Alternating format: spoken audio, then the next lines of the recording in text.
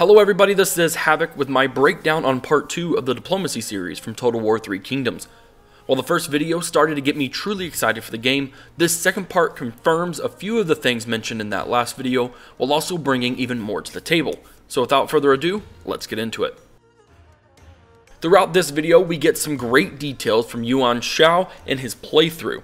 There are 3 new traits we haven't seen before: charismatic, arrogant, and vain, with Yuan Shao far from what you would call humble.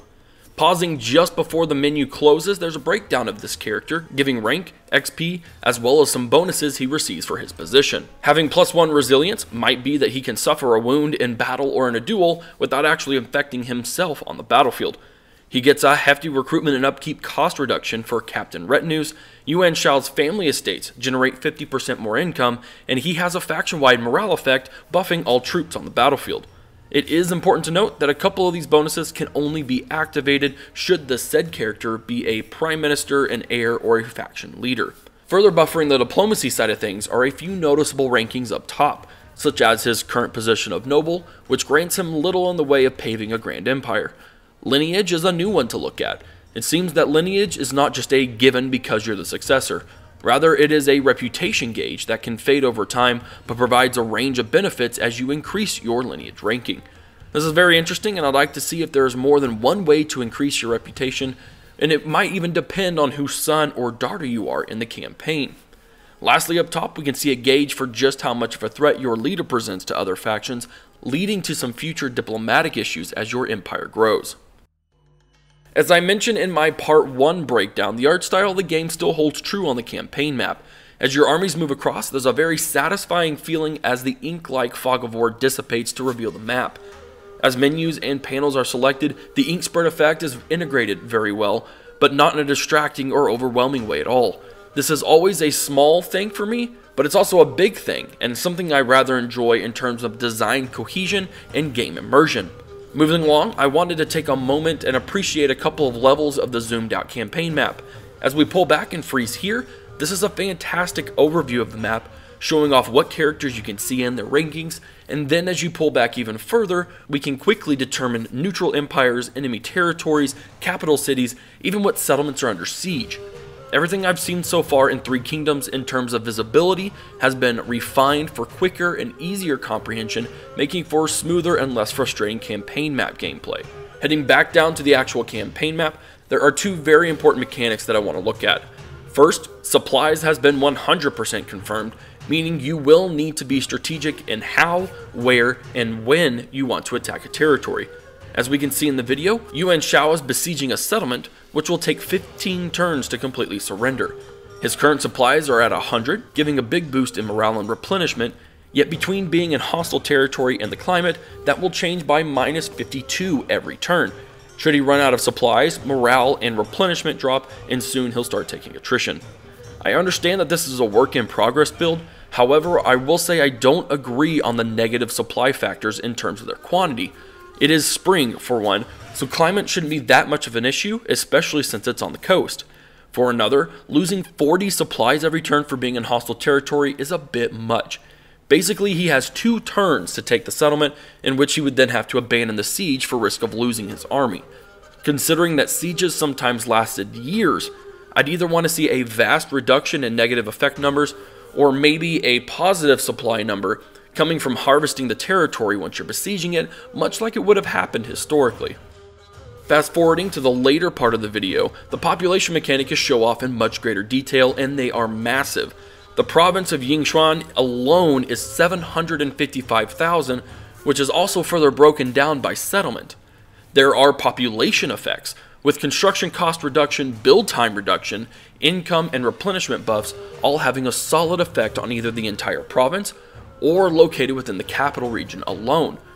There's a growth factor involved, as public order, infrastructure, and what appears to be some sort of edict of food distribution all contributing to the rise in population.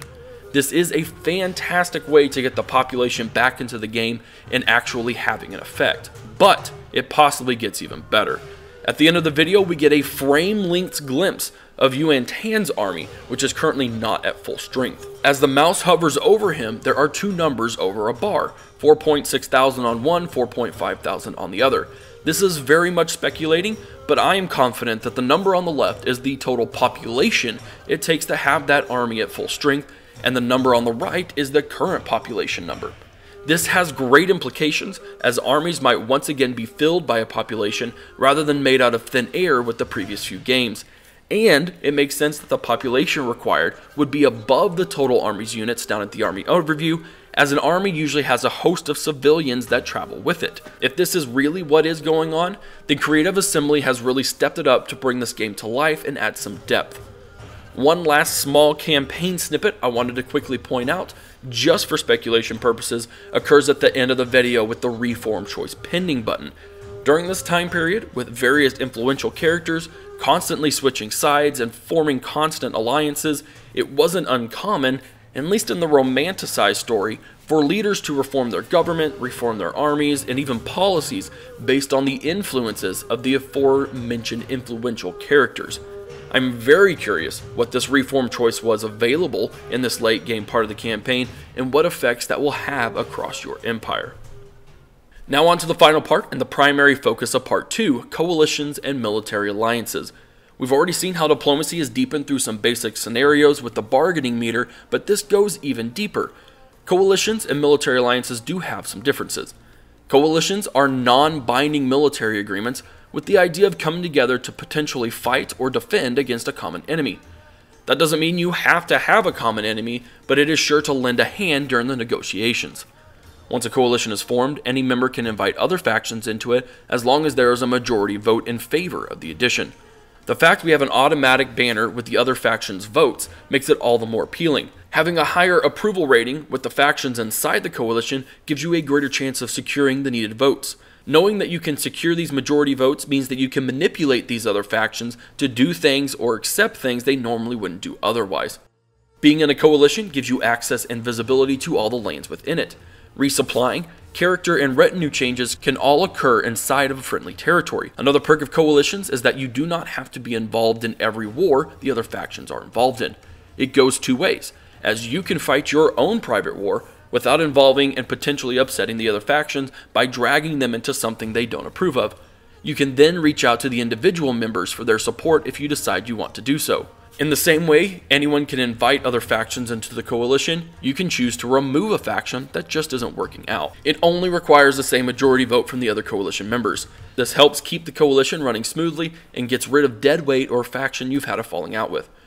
Military alliances are a bit trickier and much more binding. First, to negotiate an alliance, your leader must be of the Marquis ranking or higher, meaning actual alliances are more of a mid to late game strategy. Under the Marquis rank, you can also request that a coalition be made into a military alliance, strengthening your long-standing coalition relations into something more concrete. Once an alliance has been created, it also acts as a defensive pact, meaning should someone declare war on one of the alliance factions, that faction can immediately call in the other members and all would be required to join. It does go the other way as well. Should you declare war on another faction, you can bring in your alliance members should the vote be in the majority and they will join on in your war. The only ways to peace with an enemy in an alliance war are to either leave that alliance and resolve it privately, or propose peace to the alliance, by which it once again comes down to the majority vote. Those against the peace proposal will be kicked out of the alliance and continue their war with said enemy. The repeated emphasis on voting within the coalitions and alliances cannot be understated. With the voting system, it creates the depth and diplomacy we've been needing in Total War games. In the early to mid game, you'll see coalitions create and fall apart, and then once we get to the mid to late game, those coalitions that still stand might evolve into alliances, where in the late game, you'll see full multi-faction alliance wars being waged, rather than just having a few individual factions going to war with each other. These alliance wars will feel more historic, and honestly, they'll just feel more epic and immersive, giving you a sense of belonging in the game, instead of it being the usual you against the world towards the end game, something I'm excited to see in action. If I am being 100% honest, I was not excited for Three Kingdoms. From the contents of the early release videos, I just was not impressed. But the depth, detail, and scale of both diplomacy and campaign mechanics we've seen in these last two videos alone has restored a great deal of hope in the game for me personally. And considering that the battle videos were always very alpha, I expect that future videos on that aspect of Total War might continue to impress me as well. What Creative Assembly has done for Three Kingdoms could very well save the franchise for veterans and newcomers alike, and I look forward to seeing just what CA has up their sleeves before release. Thank you very much for watching this breakdown of the second Diplomacy video. I hope you gained some insights into Three Kingdoms through it. If you enjoyed the content, be sure to subscribe to the channel and keep up to date with the latest in gaming news and reviews. This is Havoc, and I'm out of here.